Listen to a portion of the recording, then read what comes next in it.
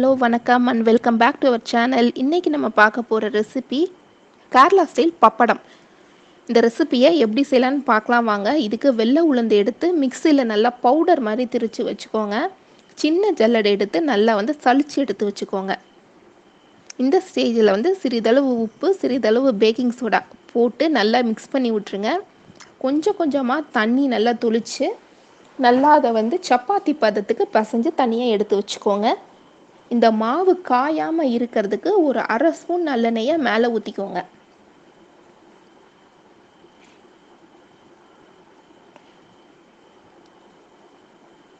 இந்த மாவை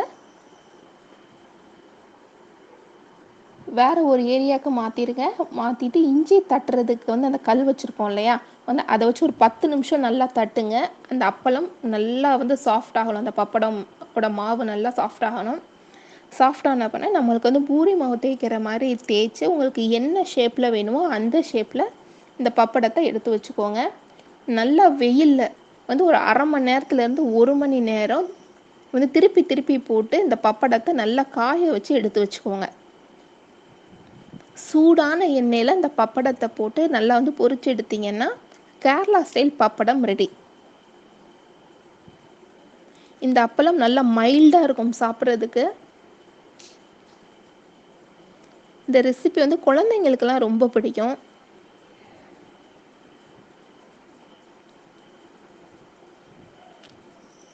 இந்த ரெசிபியை உங்கள் வீட்லேயும் ட்ரை பண்ணி பாருங்கள்.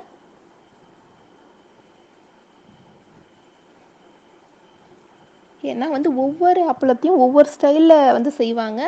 இந்த கேரளா ஸ்டைல் பப்படம் இந்த ஸ்டைலில் தான் செய்வாங்க. 2லேருந்து 4 திங்ஸ்குள்ளேயே இதை செஞ்சு முடிச்சிடலாம். இதுக்கு தேவையானது 4 பொருட்கள் தான். வெள்ளை உளுந்து, சிறிதளவு உப்பு, சிறிதளவு பேக்கிங் சோடா, சிறிதளவு தண்ணி. இது மட்டும்தான் இதுக்கு தேவை.